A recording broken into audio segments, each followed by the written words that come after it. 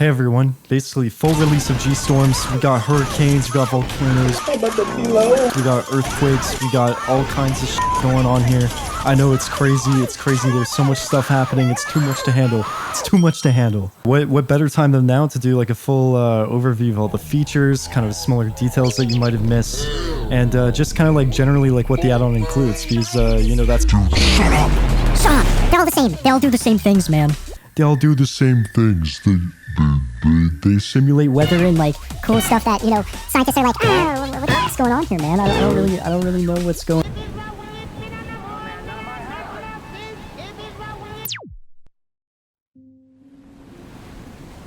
Tornadoes and GStorms are fully dynamic. This means that auto-spawn tornadoes and dynamic tornadoes will grow and change shape over time. Static tornadoes will also touch down and lift if the strengthening configuration option is enabled. This is all due to the dynamic particle system, which uses a quad rendering system to ensure proper layering, depth sorting, etc. Visually, tornadoes can also have their debris cloud change color or density in accordance to the resource pack configuration, which is implemented in the base add-on. You can check out the custom resource pack tutorial video for learning how to do the same in your custom resource packs. Tornadoes and GStorms use the Burgers Rot and Sullivan Vortex models. These models are exact, steady-state solutions to the Navier-Stokes equations describing a stable vortex while remaining relatively lightweight. The Burgers Rot model is used for single-celled vortices with a central updraft in their core, and the Sullivan Vortex model is used for two-celled vortices with a central downdraft in their core. GStorms also supports a configurable vortex breakdown height for blending the two models together, resulting in tornadoes that have a breakdown height occur higher up in the funnel, while maintaining a single-celled structure near the ground. Here's what it looks like when I graph the wind field and wind direction model in Python. And here's what a scientifically graphed and side profile view of a tornado looks like. The wind field also takes into account translational motion, or forward speed, to simulate leading edge dynamics and motion-based wind field deformation. An inflow jet is also simulated to better model real-world counterparts. Here's an example as to how subvortices don't necessarily boost wind speeds in a uniform manner. And here's a graph of GStorms doing the exact same thing. Using these wind vectors, we can actually see subvortices adding turbulence and general instability near the base of the tornado.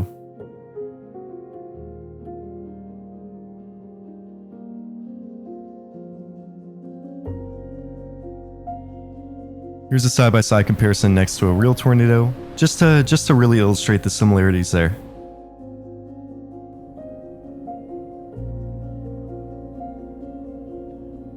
Other types of smaller vortices in the add-on include non-mesocyclonic landspouts, waterspouts, and dust devils.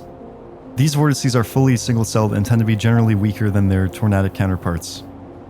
Landspouts and dust devils have recently had an inner tube implemented for giving them a more convincing appearance, which can also have its appearance changed and modified in the resource pack system.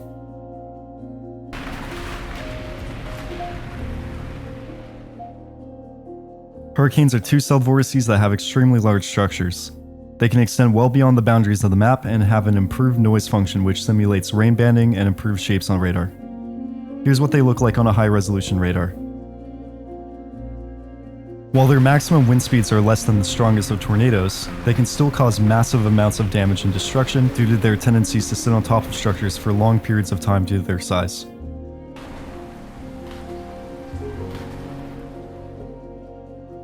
Derechos in the add-on behave like regular thunderstorms, but with intense winds, causing destruction similar to how hurricanes behave. Just like thunderstorms and any other type of weather entity in the add-on, they also use the global wind handling system that I've built, so subtle changes in wind direction can also be seen on velocity mode, and wind gusts can be felt throughout the world.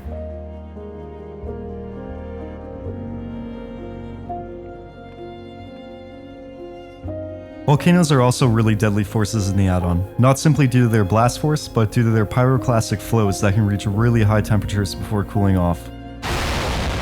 These hot clouds of ash can scorch players, ignite props, and provide a much more lethal area of coverage. Thermometers can also react to their pyroclastic flow temperatures, as well as most heat sources, if you ever need a direct measurement of how hot a pyroclastic flow cloud is.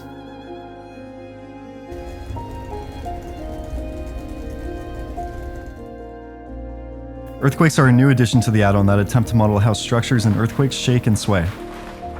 Just like high winds, they can remove constraints, unweld props, causing tall buildings to topple and crumble. Their magnitudes range from 1 all the way up to 9.5.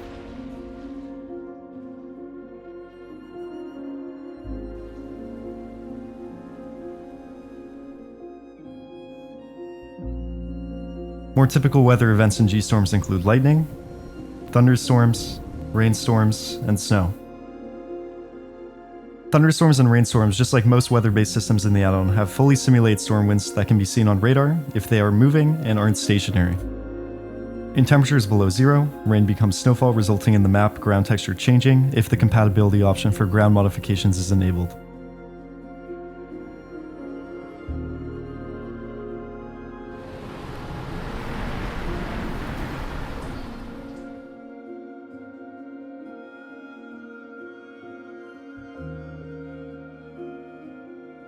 Weather radars in the add-on can see wind speed, wind direction, and use correlation coefficient for detecting debris balls.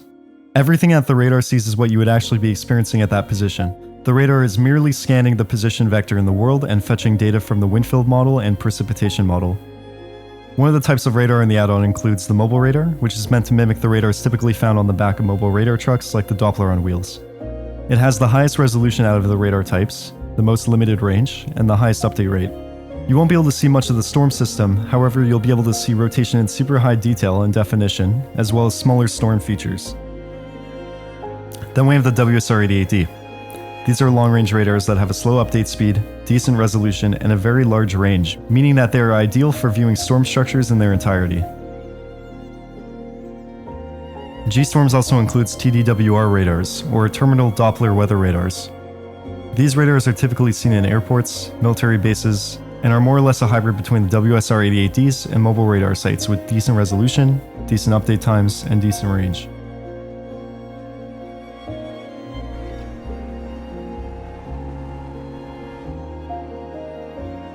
GStorms currently has 3 utilities with recently implemented optional wire mod support. Probes measure peak winds as well as 3-second gust maximums. Thermometers measure temperature, and seismometers measure earthquake intensities. Barometers and anemometers are also planned on being implemented in the very near future, but I just haven't had time to work on these yet. Wire mod support is very straightforward, with tools supporting outputs and inputs as seen here.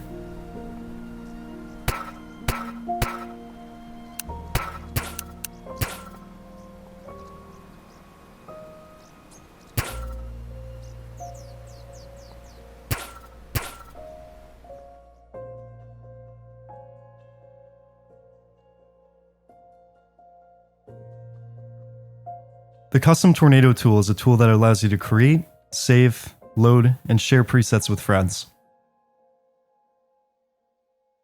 Every option that you hover over is very well documented, so getting the hang of it should be relatively easy.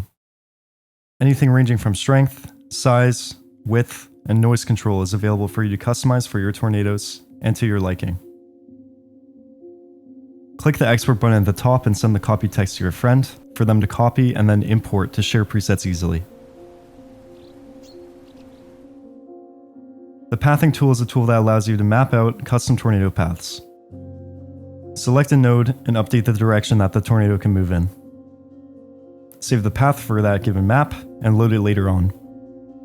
Enable random path selection to spawn a tornado on a random node or path. The possibilities should be endless for storm chasing map design, gameplay, or RP. The wind resistance tool allows you to set a prop to unweld or unfreeze at a given wind speed. This allows you to add damage indicators to structures, enable invulnerability to make it impossible for a structure to get destroyed, and also to create structures that can have their roofs torn off in EF2+ winds or get completely swept away by violent tornadoes. The hydraulic spikes are a new addition to the add-on. These allow for custom deployment times, wind resistance, and vehicle lowering amounts. It's a much nicer and more intuitive way for creating intercepting vehicles.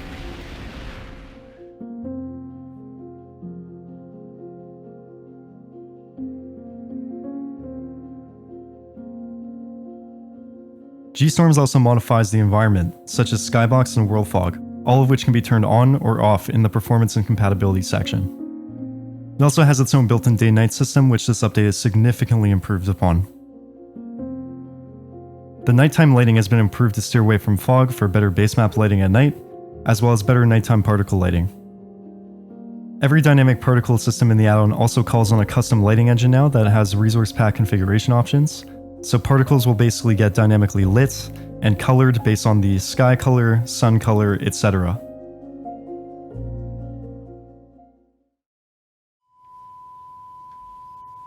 That's it?